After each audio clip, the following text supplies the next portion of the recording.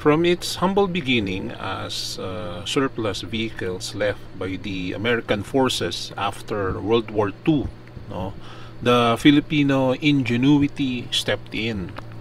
The American forces short-wheelbase army jeep personal carrier was extended by the Pinoy blacksmiths, backyard engineers, and became a modern mode of transportation.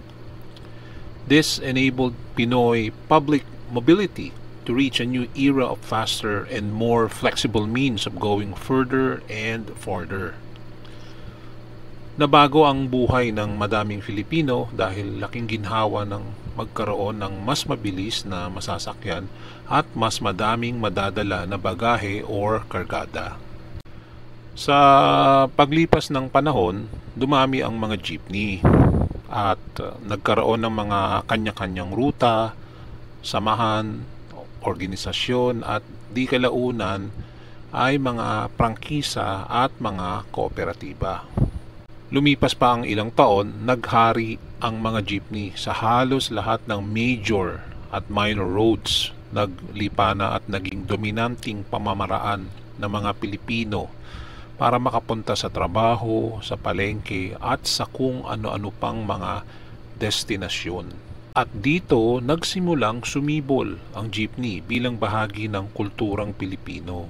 Sa pagpasok ng dekada 80, naging king of the Philippine Road ang mga jeepney na tinawag na ding PUJ or Public Utility Jeepneys.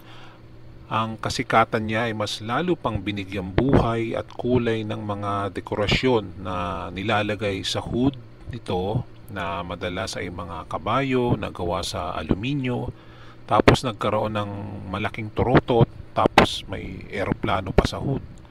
Sa bubong, mga mahahabang antena, may painting ng anak, asawa, angkan, kabit, mga anak sa kabit, or mga superheroes at imahinasyon na makikita sa tagiliran ng jeepney at kung ano-ano pang maisipan na pulumuti at kolorete ng mga ari nito. At syempre, may iba nga na may logo pa ng Mercedes-Benz, Premium PUJ.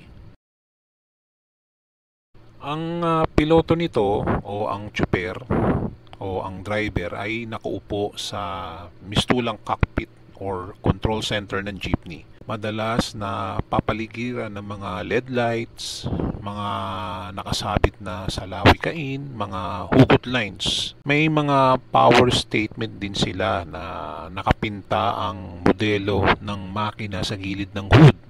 4BA, 4BE. Siyempre, hindi magpapahuli ang loob or interior works ng mga jeepney. May kung ano-anong dekorasyon din ito. May lights na para kang nililimliman sa biyahe at syempre yung sounds. Pioneer 8-track ang ina-setup nung kasikatan ng jeepney. Bumabayo at kumakalansing na rolling disco house ang karamihan sa kanila. Hindi na nga magkarinigan pag pumapara kasi naghalo na yung tugtugan at tunog ng tambutso. Pero subukan mong sumigaw ng bayad po. Matik yan, ilalabas at iaabot ng driver yung kamay niya. Amazing, di ba?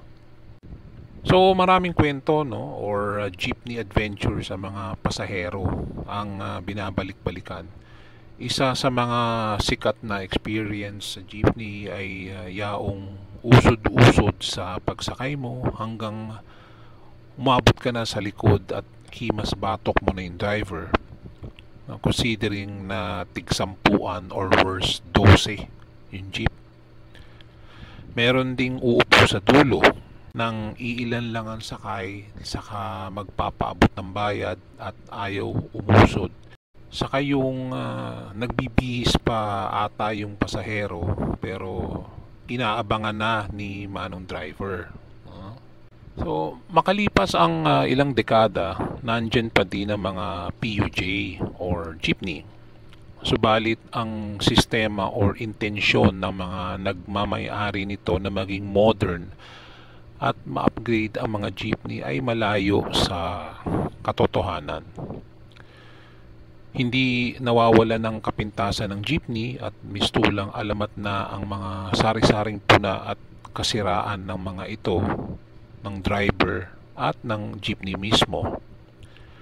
Sa dami ng sumasakay dito araw-araw, lalo na ang mga private vehicles na kasabayan nila sa karsada, hindi maiwasan na makanti ng pamimintas at mga saloobin laban sa mga jeepney. Katulad din ng mga obsolete at baluktot na karakter at kapintasan ng maraming mga jeepney drivers hindi nag-improve o tinuwid ng panahon na kikipag-agawan ng pasahero, magbaba at magsakay kahit saan, kahit na makaabala or makaharang sa trapiko. Bingi sa busina kapag nakakaabala. Counterflow, magpapakarga sa gasolinahan kung kailan puno na ang jeep ng pasahero at nagmamadali ka. Sinungaling, aalis na pero 15 minutes later nandun pa din kayo, nagpupuno. Colorblind sa stoplights, kamot ulo pag nakabangga, naghahanap buhay lang po. Kami ba hindi? Galit, yamot kapag sila naman yung naabala. So ilan lang yan sa madaming kapintasan karakter ng driver jeepney na naging stereotype na. Hindi man nila lahat, damay-damay na sila. Sa pagpasok ng 2020s, inihain ang modernization ng public utility jeepney. Kilala bilang PUVMP or Public Utility Vehicle Modernization Program na naglalayong mai-transform ang mga public transportation sa pamamagitan ng makabago, safer, fuel-efficient at environmental friendly na mga sasakyan. Sangdamukmok na pagbatikos at pag-alma. Pahirap, walang pera, sinasakal, kawawang drivers at operators, at marami pang dahilan na mapapaisip ka na lang.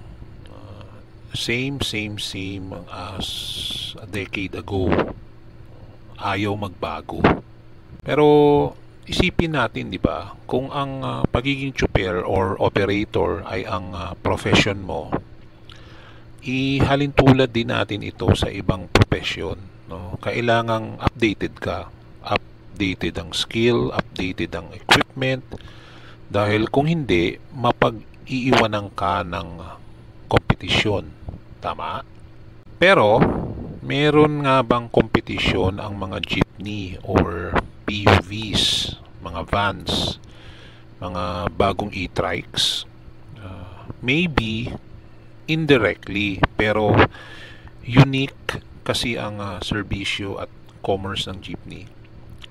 Namely, sakay, baba, at ang passengers' convenience unless otherwise may mandated na loading and unloading areas. Mas mura ang pamasahe, madaming choices, walang oras ang pasada. Kahit hindi puno, may babiyahe ng ruta. Pabor na pabor sa commuters. Kung tutuusin, walang direct or equal na competitors ang jeepney.